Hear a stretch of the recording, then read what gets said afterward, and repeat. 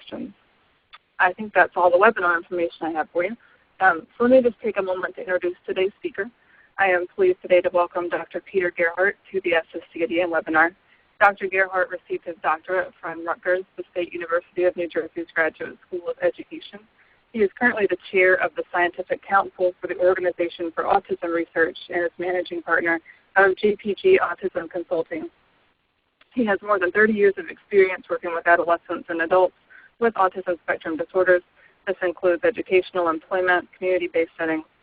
He's here today to discuss the importance of teaching the functional and adaptive skills that people with ASD need for adulthood. At this time, I'd like to go ahead and turn the webinar over to Dr. Gerhardt. And thank you so much, Dr. Gerhardt, again for joining us today. I'm very happy to be here, Casey. Thank you again for asking me.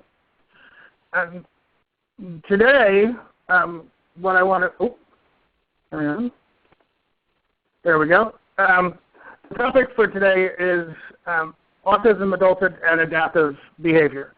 As was noted in the intro, I've been working with adolescents and adults with autism for 33 years now. Makes me a little bit of an outlier in the field, not because I've been in the field for 33, but that I've worked exclusively with adolescents and adults. Over the past couple of years, I've really come to understand this idea of adaptive behavior as being central to what we generally refer to as adult competence, and how, unfortunately, we tend to focus on skills other than adaptive behavior when we're educating adolescents on the spectrum. The challenge with this is if we look at the current reality of our systems, the future is not all that bright if we continue on the same path that we've been following. Ellen Blackwell at Center for Medicaid Services back in 2010 noted that the next decade or so is Hurricane Katrina for adults with developmental disabilities. Those of you who don't know, all adult services are funded through Medicaid. So when the fiscal crisis hit and states cut Medicaid, we took a big hit. Most recently, Rue and colleagues, including Paul Shattuck, published a study of National Longitudinal Transition Survey Data Part 2, where they reported that 7 years out of high school, only half of young adults with ASD had ever worked for pay. Not had worked continuously, not had worked for a year, had ever worked, had ever had a paying job. This is not an ideal outcome, particularly since this should be our easiest outcome. We should be able to say this person is employed. The rest of what we define as adulthood, socially included, independent, happy, engaged, productive, are much harder to sort of conceptualize, so we sort of fall short on even the easy stuff. They go on to note that when individuals on the spectrum do work, they earn lower wages than their age-referenced peers, and that the odds of having paid employment were higher for those who had families with financial resources and higher levels of adaptive behavior. We know there's a crisis coming. We know that all these kids who are on the leading edge of the diagnosis epidemic are now entering adolescence and adulthood. And they're entering an adult system that is unprepared for the challenges that this will present with the system. It's not just a money crisis, it's a service crisis. Who is going to provide the services to these? Where are we going to find people? How are we going to train people? So we're looking at not the brightest future. When we add to that there's some research that indicates sexual abuse is actually fairly prevalent among individuals with ASD. Why? Well, because our guys tend to be really bad self-reporters. So when we have individuals who don't self-report well, they make perfect targets. And the last thing I would note that as we move forward with kids in the educational system, the fact is that the classroom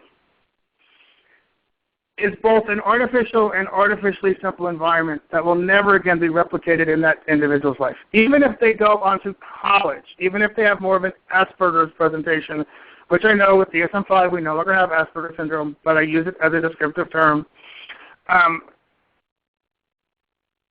that environment where this individual is will never again be repeated. Yet we spend much of our energy teaching kids how to navigate that environment when we have a clear end date to that environment. So it leads me to, what does adaptive behavior have to do with this?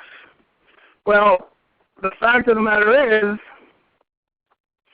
everything that you do that is not academic is adaptive behavior.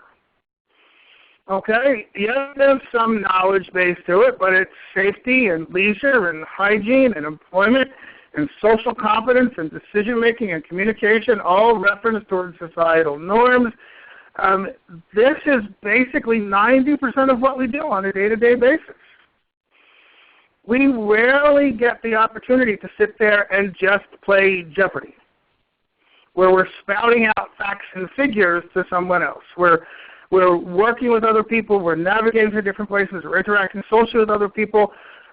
We're going to restaurants. We're using public restrooms.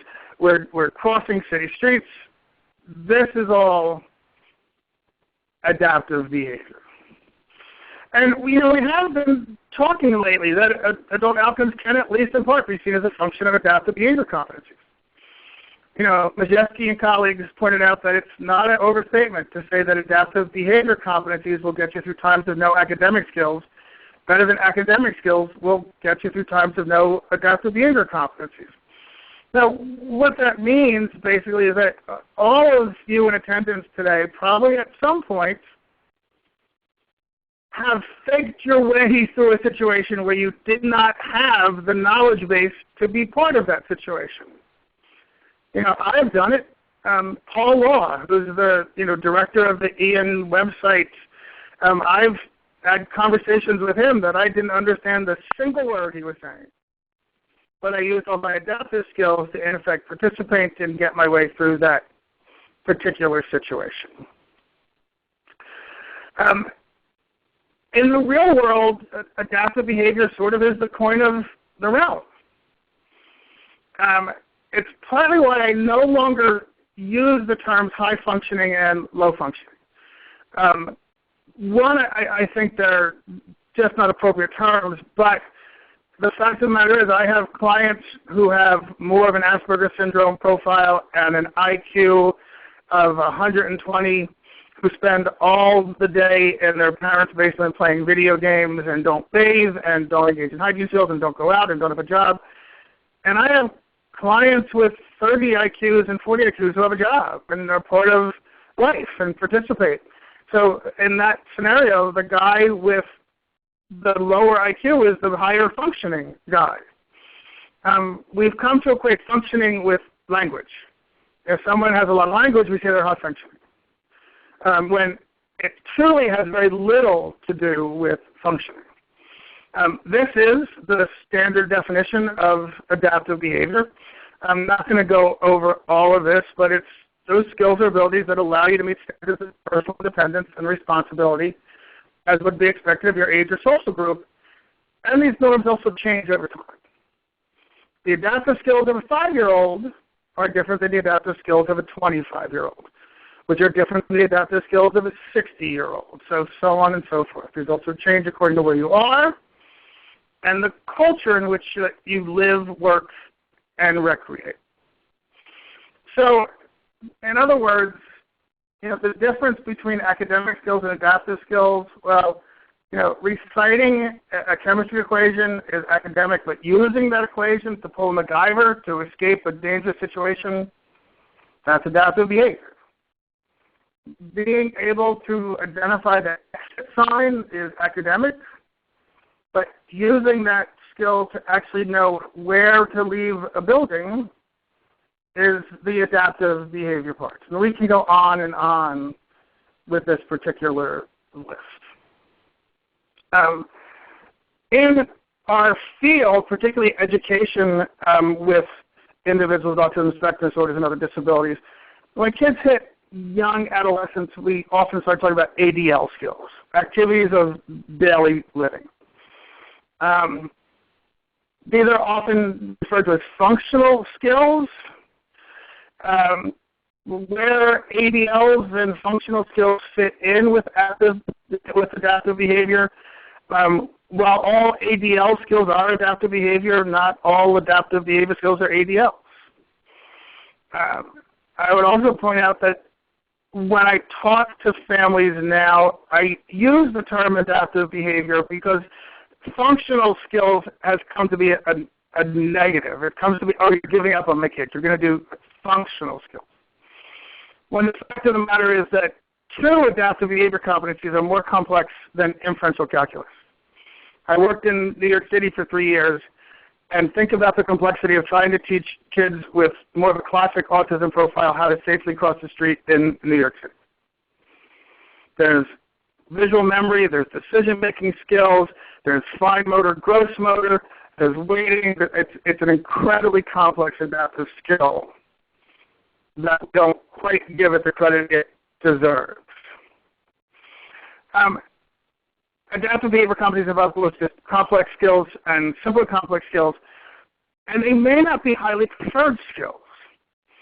You know, some are. I think leisure skills are highly adaptive skills. The late, great Ted Carr and I one time had a discussion where he thought that I wouldn't think that going to a Jets game would be a functional skill. And I explained that I wouldn't, but only because I'm a Giants fan. I think being able to go to a football game is a pretty functional skill, and a pretty complex set of adaptive behavior is required to be able to successfully do that. Here I've just put in like one quick slide to sort of point out why I think we need to revamp our curricular scope and sequence to better address adaptive behavior. That right now we have sort of this split. That kids go along in school, and then at a certain age, whether it's 12 or 14 or 16, we say, okay, now we're going to shift towards more ADLs, or we're going to shift towards more functional skills. You know, even within the context of kids who are fully included and on academic grade level, we make this sort of a shift, just not with as much emphasis. But this chart, I got off the internet, so you know it's true. Since everything on the internet is true. But I found similar charts in about 4 or 5 different places, so I'm pretty comfortable with it. But these are adaptive skills in the form of chores, basically, that typical kids can do at different ages. And so between the age of 2 and 4, typical kids can help dust, they can put the napkins on the table, put laundry in the hamper, and help feed the pet, so on and so forth. Between 4 and 7, they generally are able to set or help set the table, put away their own toys, help make their bed, help put dishes in the dishwasher, clear tables, so on and so forth. By 8 to 10 years, they can make their own bed, they can set and clear table, they can dust, they can vacuum, they can help wash the car, help wash dishes, take out the trash. And then by 11 years old, they can do pretty much every household chore there is. The reason I include this is that it seems that at the point where typical kids in their development have mastered a whole cohort of ADL skills, that's when we start to teach them to kids on the spectrum, which I think puts us at about a 12-year skill deficit. Where if we started teaching some of these things earlier on, I think we would find kids are much more adaptable as they get older, and that's some of the research that we're doing right now, is how do we tie these things in. Let alone if we wait till he's 12 to teach him how to set the table, we're unteaching the previous 10 years in which he learned that he never has to set the table. Somebody else always did it for him. So why am I doing this now? I don't understand this change. Why is all of a sudden this my job when for 12 years somebody else did this? So I think it's important that we look at this sort of dichotomy and realize that the dichotomy really isn't as bright-lined as we think it is. Let alone, I think a cogent argument can be made that it's really your adaptive behavior that lets you use your academic skills. It's your ability to sort of attend a class or go to work or go to a meeting or go to a bookstore or be a part of different social groups where you get to use whatever academic skills you have.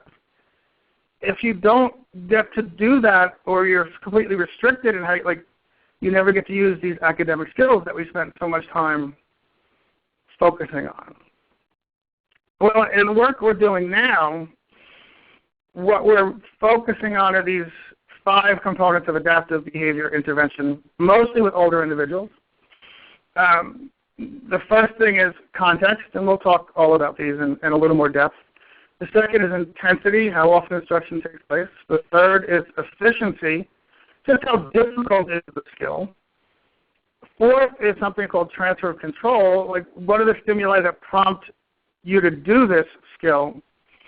And lastly is value. Why would this skill even be important to this particular individual? Let's talk context for a second. We generally assume that kids with autism don't generalize well. It's a pretty well accepted assumption within the autism community, yet we continue to teach a variety of skills that really are pretty context-based outside of context. Now, this, despite being taught 33 years ago at the Douglas Developmental Disability School, to teach when behavior is most likely to be displayed. So if you want to teach grocery shopping, you got to go to the grocery store. If you want to teach crossing the street, you got to go across the street. If you want to teach buying clothes, you got to go to the clothes store. If you want to teach eating at a restaurant, you got to go to a restaurant. Yet we continue to teach skills out of context. Social skills, by their very nature, are probably the most highly context-derived skill sets we have. Our social skill repertoire changes dramatically based upon context, and not just physical context, but the context of who are we interacting with. So you can see that context becomes a critical variable as we start to teach this cohort of really critical skills. Intensity refers to the rate of instruction, but in more typical terms, it's really opportunities to respond. Like, how many times do you get to display the skill? Okay, and I think the best example that I have for this is if we take John, who is a kid with a classic autism label at age 5, your typical 5-year-old kid with autism who doesn't really exist. There's no such thing as your typical kid with autism. And we taught him color identification. Johnny touched blue, good touching blue. Johnny touched red, good touching red. Johnny, what color? Red. Johnny. And he learned all 64 colors in the Crayola box, and it took us 1,000 trials, 1,000 of those little interactions. It's not unusual. You could do 1,000 in a day if you wanted to. More likely you could do it in a week. And knowing all 64 colors is probably a cool skill. That's okay. But now take John at 15, and we want him to learn to buy lunch at Burger King. At most programs I go to, at most, he's provided one opportunity to respond. So they do one trip a week to Burger King. If all the staff show up, if mom sent in money, if they can get the van, if John's in a good mood, so on and so forth. I will just point out that if he goes once a week, it will take us 15 years to give him 1,000 instructional opportunities. And then we wonder why he doesn't acquire the skill. Let alone our intertrial interval, that gap between going on Friday and going the next Friday, is too long. And we know that kids, that's why we have ESY for kids with an ISD label, is because of the regression and recoupment phenomena. That unless kids get to practice skills on a regular basis, they lose skills. Now, this is also typical kids. We all say, well, if you don't use it, you lose it. But with kids on the spectrum, it's more significant loss, so we can see where this is a bit of a problem if we don't understand that intensity plays directly into this.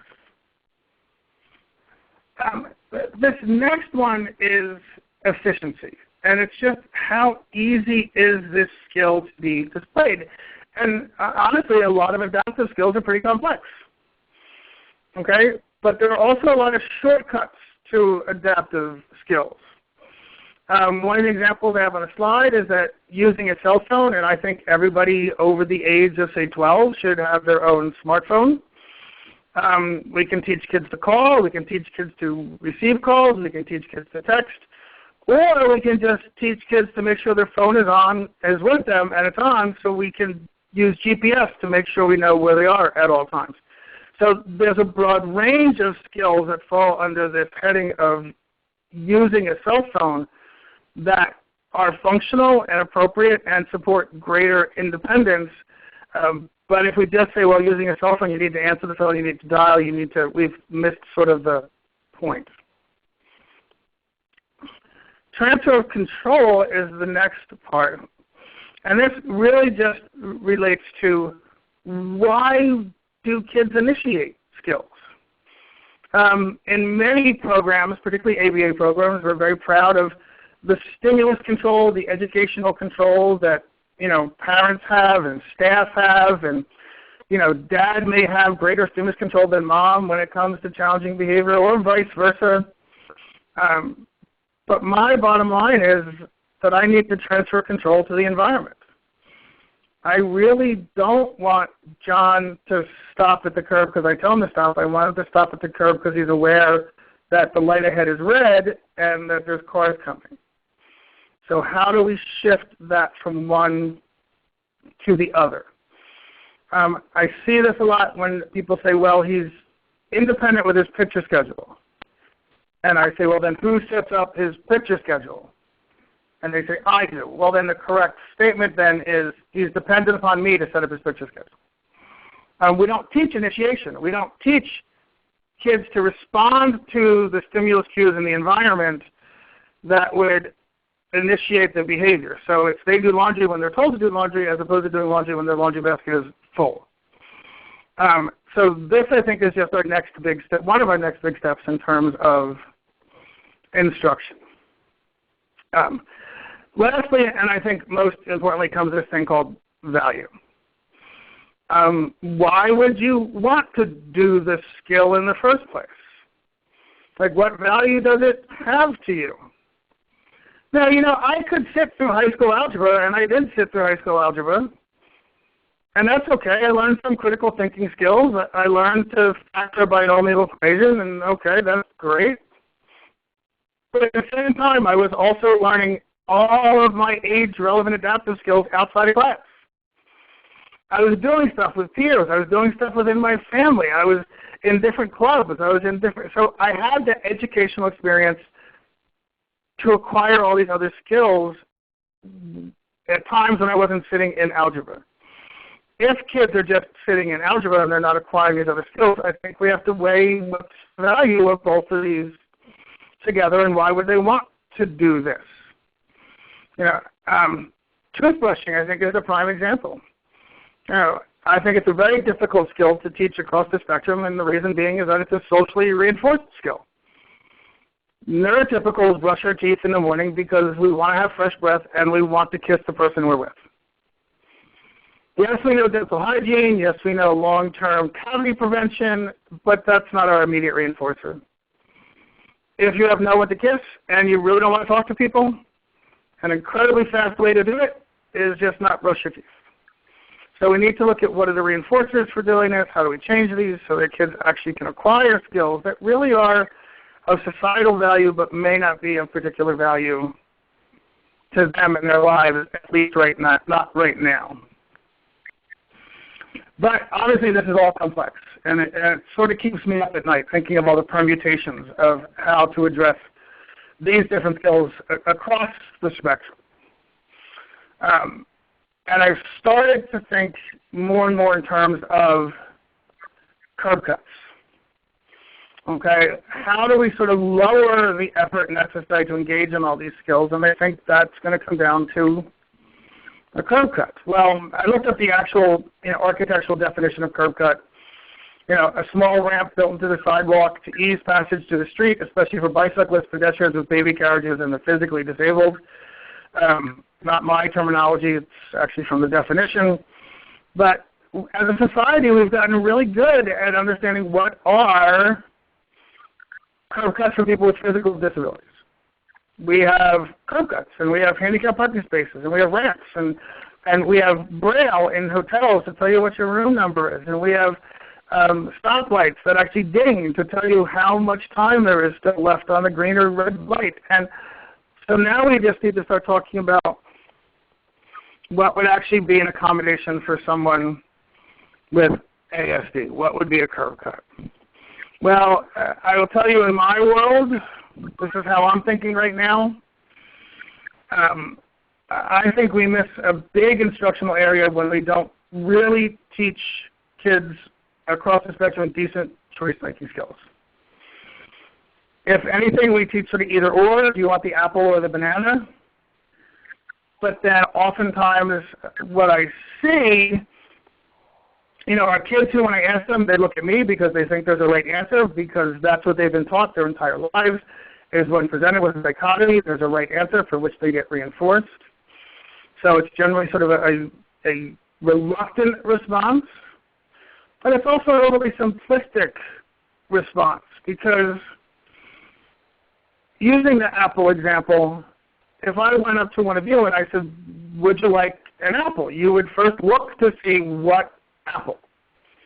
You want to know, like, what kind of apple do you have? Does it look good? Does it have worms? Is it bruised? And all this stuff. But then you'd also think, well, I would like an apple, but I would really like a yellow. No, I want a Macintosh. No, maybe a red. No, I want a Granny Smith. Well, then you decide on, I really would like a Granny Smith apple. Well, then do you want it whole? Do you want it sliced? Or do you want it with cheese, sliced with cheese? And then I don't want any, I really want Granny Smith applesauce. So maybe I want, well, what's that? You don't have a Granny Smith? Well, I'll take a yellow delicious, but I'm not all that thrilled about it, but I'll take it. But then I go through the same process again. Do I want a whole? Do I want a slice with cheese? Do I want applesauce? Well, when we teach kids on the spectrum, we stop at either or. That there isn't this next step. There isn't this next thought as to where does this go. And when kids hit adolescence and adulthood, it makes instruction in complex skills such as grocery shopping and picking out the right product, or street crossing and knowing when to cross, that much more difficult.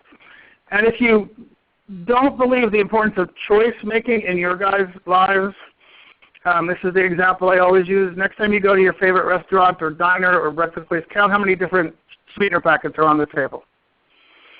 And they're not there because the restaurateur is a nice guy and he gets a break for putting stevia on the table. He's there because he has customers who demanded that because they have complex decision-making skills and choice-making skills. So that's how they do this. So, second curve cut I think we can do is extend our sphere of influence to include the behavior of typical community members. A friend of mine, Donna Vickers, who's on the spectrum, one time I was having a conversation with her about a particularly difficult episode she had, and we talked about how she could have done it better. At which point she said, you know what, if you neurotypicals have all the skills, why don't you adapt for a while, damn it? Why is it always my fault? And I really started to think that that's a really good point. And the fact that social skills are actually bidirectional skills. They're not just one way. And they require the other people to be a little more open and understanding and concerned and flexible. And so maybe we need to start talking about how typical people can best accommodate the folks on the spectrum. And one of the things I think we need to do going forward then is to change attitudes. And we've known how to do that since way before the 50s, but under appropriate conditions, interpersonal contact is one of the most effective ways to reduce prejudice between majority and minority group members. In 2013, we have done more autism awareness than we've done in the history of mankind. Absolutely. 10 years ago when I would travel for work, I would say I work with people with autism, and they would be, what's that? Today, not only do people know autism, they know somebody who knows somebody who has a kid with autism, or hires somebody with autism, or lives next door to somebody with autism. But all we've really done is promote the downside, the negative. And I get that. You know, we talk about what a horrible, significant, challenging developmental disability this is, that is, more difficult to become a champion race car driver than it is to actually, have a child with autism, and that it's expensive, and we need to research it, and we need to cure it. And then you guys come along and I come along and I say, yeah, but he can work for you. And he can live next door to you. And he can date your daughter, or she can date your son, or she can date your daughter. I don't really care. And those are two really different messages. And I think we need to start talking about the fact that people with autism are people, but in realistic terms, that they have likes and dislikes, and they're emotional. And it's to be very competent, and they're not to be competent just like me. I'm really competent in what I do for a living. Try and force me to be an accountant, and I'm going to be a complete and utter failure. Okay, so it really depends on what is this sort of match. And, how open is the community to this level of training? Well, this is just my guess. I put it on a nice, bell-shaped curve, but it's really my guess. I think based upon experience, I think 25% of the community is really open and very eager. They want to help. They want to understand better and do good stuff. I think 50% are open, but they're nervous. They just don't know what to do. It's more of a fear of they don't want to screw something up. That's what it is. So with a little training, they're actually really good. And then unfortunately, I think there's 25% of the community that, they're just not trainable. And I walk away from them. I just don't have time. If you tell me that you don't want my students, my clients in your dry cleaner because, do you think there's not another dry cleaner down the block? I just don't have time to deal with them. I would rather work with this other 75%. And we have found it an incredibly effective way to get kids more and more included despite certain specific and significant skill deficits. I think the third curb cut we can do is really focus on teaching the right skills in the right context, which means where the behavior is most likely to be displayed. Very simply, what you do every day matters more than what you do once in a while. On a day-to-day basis, I do an awful lot of stuff that we often don't consider teaching. Well, maybe we should consider teaching because those are high-frequency skills. Therefore, there's a chance for a high rate of reinforcement and for mastery and increasing independence. Low-frequency skills, low-rate skills maybe aren't really going to be our target here. I think the fourth condition that we need to look at in terms of curb cuts is really to realize that life's not perfect. That we all make mistakes. That we all have adaptive behavior deficits. I spent Thanksgiving week working over in Pescara, Italy. I do not speak Italian. I can read Spanish, so I could sort of read a little bit of Italian, but not much. Linguistically, I was the lowest functioning person in Pescara, Italy for that 7-day period. But I also learned pretty quickly that I could purchase anything from any store just by matching what the numbers were on the cash register to what I had in my pocket. I really didn't have to know the value of euros. I didn't really have to know the name of what I was buying. I could tell by what it was by looking at the package. I really didn't have to know about sales tax. I had to learn to request a bag, a bolsa, because you have to ask for a bag and it's 5 cents additional, or 5, whatever it is in euros. But there's all kinds of ways to weasel around stuff. Like I said, life's not perfect. For example, a recent study found that 15% of men and 7% of women didn't wash their hands at public restrooms.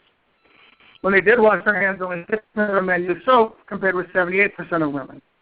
Further, only 5% of people who wash their hands scrubbed long enough to kill germs that cause infections.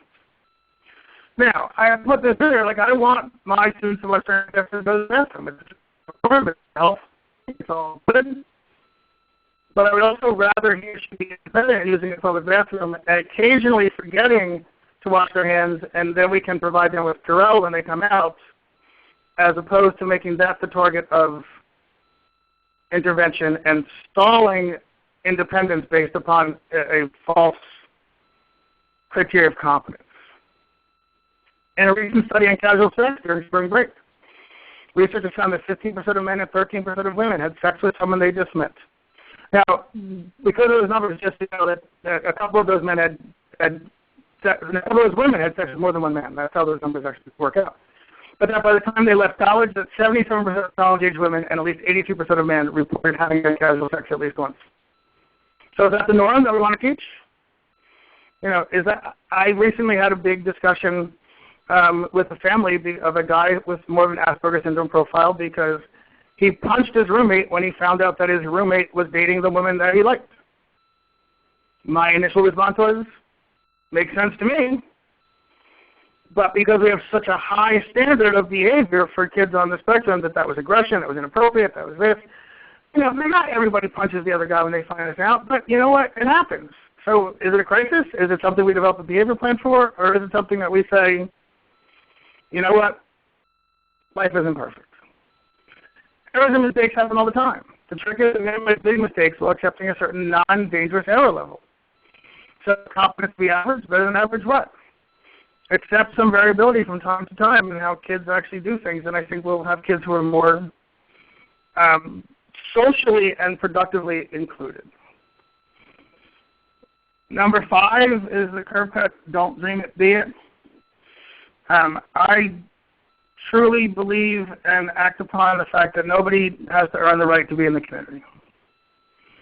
And that the classroom is the simplest environment these kids will ever be in again. We should be successful in our classrooms. We control every variable.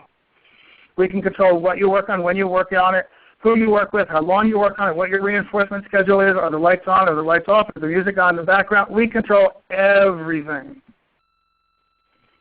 We should be successful, but you know what? We need to dream bigger. We need to dream bigger than him keeping his hands quiet for 3 minutes while he's doing his task. We need to look at what does he do in the community, how independent is he? Does he have any friends? Does he do anything that actually might help him find friends? Like, those are the big questions. And we need to dream bigger if we're going to be able to do this in what I consider a reasonable way. Lastly, in terms of curb cuts, I will just point out that I'm a behavior analyst. Oftentimes when you tell people you're a behavior analyst, they think that you do discrete trial. Like the example that I used,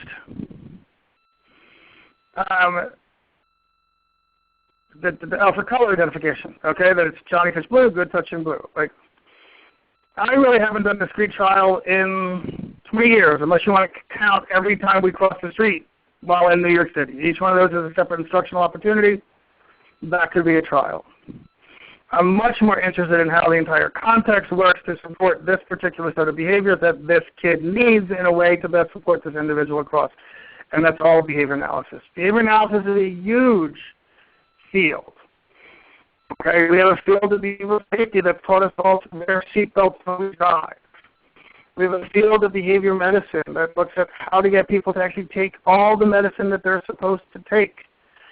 And has also discovered little things that if we teach asthmatics that when they first start to experience the signs of an attack, that if they engage in behavioral relaxation procedures, they can reduce the severity and onset of attacks. That's all behavior analysis. It is a huge field. And if we use that to actually help support individuals with autism across their lifespans, I think we'll be in a much better position than we are today. The last thing I want to say, because I know I'm just about out of time, and this is a very non-behavioral thing, and it goes back to the don't dream it, be it. We really do need to have a bigger vision about what's possible for kids with autism than we do. I talk to a lot of professionals, and they say, well, this kid is going to have to be in a day program all his life. And I talk to families, and they say, well, I really want him where I know where he is all the time. And I understand that. I get that. But I will also point out that we neurotypicals put more limits on folks on the spectrum than their disability does. We're the ones who say, that's too hard, that's too difficult, that's too far, that's too dangerous, that's too challenging, that's too risky, as opposed to saying, why can't you do this? You know, sometimes they say, oh, well, he'll never be able to learn that. And I'm like, you don't get to tell me that. He gets to tell me that. I have no predictability about what somebody can do and can't do when provided with the right instruction in the right context. So by trying to predict what kids can and can't do beforehand, I think we actually limit them far more than their ASD label does. And if we start to actually look at that vision and we start to actually proceed in that direction, no doubt we'll fail sometimes. No doubt we'll fail. But the fact is that failure is only bad if we don't learn from it. And if we keep going with it, despite the noted failure. So I think at the end of the day, when we talk about adaptive behavior and we talk about adult lives of competence, a central factor that all of us need to come to some grips with is this idea of risk. What is the acceptable level of risk in the adult life of this individual? And the fact of the matter is none of us can control risk to the 0 level. We can't. People die in accidents in the home all the time. Okay, risk is with us all the time. So what is an acceptable level of risk versus what is not an acceptable level of risk? What's the level of risk associated with teaching a skill versus the level of risk associated with not teaching a skill? Teaching street crossing in New York City is a risky skill. Not teaching street crossing in New York City is riskier because that individual is never more than 100 feet from a street. If you live in rural Idaho, maybe street crossing isn't so risky if you don't teach it because you're not that close to a whole lot of streets. So I think it's just important as we move forward that when we talk about adaptive behavior, when we talk about adult competencies, that parents, professionals, programs, districts, and the like, we have this discussion of what is acceptable risk in the lives of people with autism while acknowledging that there's no life in which there is 0 risk.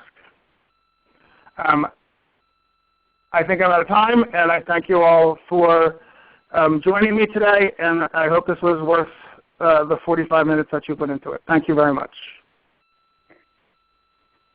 Thanks so much, Peter, for your talk. Lots of very good information. I have a lot of questions from the chat as well. I'd like to try and get through as many of them as possible. Just to kind of start where you ended up there, you mentioned for some of the adaptive skills that you may teach for adolescents and adults, there's obviously some variability by where you live as to what's important and what's not. But are there some examples of high-frequency behaviors in appropriate contexts that you think would be most important to teach to adolescents with ASD? Well, you know, I tell families, like, from the moment you get up in the morning, think about what you do. You know, I get up because of an alarm clock. Nobody wakes me up. So that's something I can do every single day. So that's probably a pretty good skill, and it promotes independence. Plus it means nobody has to come into my room. Okay? Then I shower. I think focusing on independent showering and toileting is one of the most important safety skills that we can teach kids with autism, no matter where they are on the spectrum. You know, that's an ideal thing, getting kids as independent as possible there, and every single day you have an opportunity to do this stuff. Getting dressed becomes part of it. You know, then whatever you do outside, grocery shopping, like taking kids grocery shopping, we set up, you know, I just wrote a plan working with this one kid that every day he goes to the grocery store to get 2 things. He doesn't need to get 50 things. He doesn't need to go every day. But I want him to get enough practice. And also what happens if he goes every day is that he buys stuff that he wants for that day, so now grocery shopping has more value to him. That if he goes once a week and buys 50 items for the week and never gets to have any of those because they're for like a week later, like there's minimal value. So we look at context, we look at frequency, we look at value, but look at yourself. Go through the list of, take a day and define everything that you do through the day and see what skills your son or daughter or your students can or cannot do, and think about the potential importance of all of them. Sure. And a related question, too, is in terms of adolescents who are higher functioning or adults, what kinds of skills do you find most useful in helping them to get a job and to keep a job? You know, it's interesting. I go into schools where kids with more of an AS presentation are fully included in grade level, and you know, the professionals there often point out, well, he's getting A's and B's. And I say, that's great, but you do know that it's really not an academic disability. Like it's a social and behavioral disability. Like it's not really like you should be getting A's and B's. If you're given the supports, that's great, but that's not the disability. And I think we now have this phenomena that can be referred to as sort of the 6-hour socially included kid. So what we see is this kid, while he's in school, like, you know, he's got friends. They, you know, he hangs with other people. They talk to him. They're all, but then he goes home, and nobody calls, nobody comes over, nobody, you know. So the social inclusion part sort of ends at the school day. Success in employment is as much about the culture of work as it is about the production skills associated with work. So it's how do you dress for work? How do you take care of hygiene skills? How are you functional? Who do you refer to? How do you take feedback? How do you manage your own time? How do you go to an interview? Like being able to go to an interview is its own set of behavioral skills. And I will tell you, I tried to teach interviewing skills at one point and failed miserably because my standards for interviewing skills are different than the standard of interviewing skills in the real business world. So we had to bring in a real human resources person to do the interviewing, to teach those skills that are going to be important. And in that situation too, we also look at what are these little cheats that guys can do. The example I always use is you can't go on a job interview without shaking somebody's hand. Well, a client of mine hated shaking hands, and he was really bad at it. So instead of shaking hands, when somebody went to shake his hands, he said, I would shake your hand, but I'm getting over a cold and I don't want you to catch it. Socially appropriate, ends up in the right results, so it stays within his repertoire. Now there was a challenge in that, you know, he didn't want to lie that he wasn't really getting a cold. You know, so we pointed out that, well, then he could either say that he's getting a cold or that he has a, you know, or he has to shake hands. Like that is two choices, sort of, kind of. So then he was sort of fine with it. And after you meet somebody the first time, you sort of never shake hands again. So it was a great little strategy to sort of opt out. Other things you need to look at for employment. If you look at some of the research of what employers want, they want people who can remain on task for 1, 2, 3 hours at a time. They want people who can self-correct and self-manage their work. They want people who can work as part of a team. They want people who can report errors and fix errors. Now, if all those aren't possible, and they're not possible for all of us, then we have to look at, again, accommodations and shortcuts and all of this sort of stuff. But those are sort of the clinical, you know, once you step outside your classroom, every skill set in the world has 3 parts. There's a production part, a social part, and a navigation part. Adults on the autism spectrum rarely lose their jobs because of the production part. We can teach them to do that stuff. They lose their jobs across the spectrum because of social navigation stuff, because of adaptive skills. That's why individuals with more of an Asperger's syndrome label who go to college, many drop out, not because of academic difficulties, but because of difficulties in understanding the social and behavioral world of college. So the more we can look at things like that, you know, if I have guys who I think who want to go to college, before they graduate high school, we try to get them to take a community college course.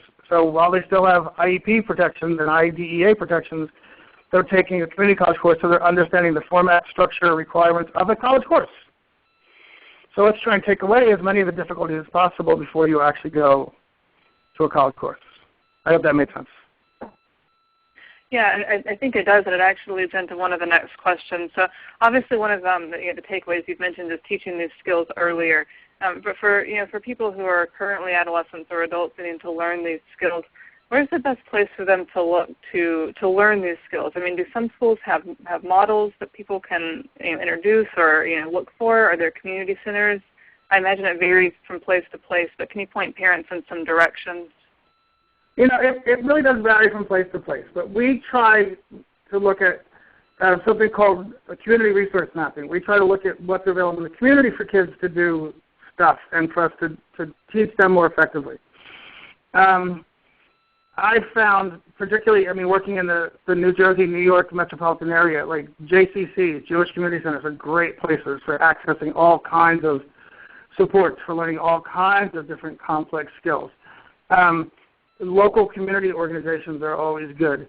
Volunteering at communities of faith or other are good places to learn a whole bunch of these skills. Also, just going outside your comfort zone, going out with your son or daughter, going out with your student to try something new, to do something that's different, and see if they like it, see if they don't like it, see what skills they might need to be able to do this. For all of us, every time we try something new, it's hard. 2 years ago, I bought an Xbox. I'm 54, so I was 52 years at the time. Do you know how difficult it is for a 52-year-old man to try and learn to use an Xbox? There are millions of pre-adolescents who are better at this than I am. I don't have the motor coordination. I don't have the eye-hand coordination, all of this sort of stuff. It was an incredible, frustrating experience for me that many younger people would look at a fun relaxation thing. But I tried it. I saw if I had the skills for it. I don't. So now when clients come over to my house, they play Xbox, and I don't. That's sort of where it went with that. You don't know what kids can do if you let them try. So we try everything. That makes sense. Another question that seems to be coming up repeatedly is how to cultivate interest in learning some of these skills or in finding permanent job placement. And I imagine that's a difficult question to answer, but I thought I would see if you had any thoughts on that. I think cultivation is the right term. It really is. If you had asked me probably 20 years or 15 years ago, I would have been like, my guy should be in the community. Like, I don't have to like ease the way. People should just accept him. Now I realize that wasn't the most effective way. So I talk to people, and I explain, not autism, but who this guy is. I say, listen, I'm looking at John. He's a little kid, like I work with him, like he's not real good at conversation, but he's a great sense of humor. So I get people to understand who this person is on a personal level. The other thing that I think is important is one of the things we learned working in New York City. Now, admittedly, like in New York City, we have a very broad definition of appropriate behavior. Like you can get away with a whole lot in New York City you can't get away with in other places. But what we found is that New York sort of understands autism. So if my student was sort of self-talking or rocking or hand-flapping, engaging in some stereotypy while standing in the checkout line, New Yorkers didn't care. However, they got really pissed off when that same student took 2 or 3 minutes to swipe his debit card. And when we looked at it, it's because that skill deficit impacts their lives. So they're fine with him just having autism and being in the community. They think it's cool, actually. But once skill deficits impact other people, that's where we start to see some of the challenges. So focusing on skills that really lower the level of acceptance in the community, I think, is a really big thing going forward. And we only learn what those skills are by going out. So it becomes this sort of positive feedback loop. Like, I don't know what to teach until I go out, so I'm going to go out. I really don't know where to go out, but I'm going to go out so I'm going to teach. I can teach this stuff. Now I can teach these skills. Now I'm going to go to another place and see if these skills work. And it becomes this ongoing feedback cycle. I think that was a lame attempt to answer the question, but I'm going to have to go with that. We're running out of time here, but I want to make sure I touch on this other aspect of the spectrum. For kids who are either nonverbal or who have lower verbal abilities, do you have any comments or suggestions on augmentative devices such as iPads or apps that may help them to be able to integrate better into the adult world? I like iPads and I like apps. I'm not going to comment on the different apps that are out there. I'm on the advisory board of 2, so the company is me to say anything. But I think there was this, if you watch the 60 Minutes episode about iPads, you would think that if you gave a kid with autism who had limited verbal abilities, if you give him an iPad, all of a sudden he can talk. It was like the magical cure of, 60 Minutes has a lot of magical cure stuff. But the fact is, kids have to learn to use them, and they have to learn to use them in a way that works for them. I had a big debate with one of my speech pathologists because they wanted to make sure that a 16-year-old who wasn't completely toilet trained like, gave over the PEC symbol for bathroom before he went to the bathroom. And I was like, no, just let him go to the bathroom. Like, he can go to the bathroom independent of giving you the PEC sign. Like, he doesn't need it. Like, so why are we putting something in his way? Like, that's not going to necessarily become part of his repertoire. But, you know, having his computer set up so that he can man for Taylor Swift videos, he really started to use that. And then he would actually carry his iPad with him because he knew he had his Taylor Swift videos on there, so that he could then, so he always had a communication system. We started with stuff not that was important to us, but was important to him. So we looked at all those things that are going to be important to him, put those as his first communication, and then went from there. And then we kept mixing things in that were both beneficial to him and things that you got to do and all this sort of stuff. I'm not saying it was a miracle, but it's ethical. It's work. Like, we still have to teach kids how to do this in a way that makes sense to them or not. Otherwise, they're just going to walk away from their iPad or their whatever their device is, or their textbook, and not use it when they're supposed to.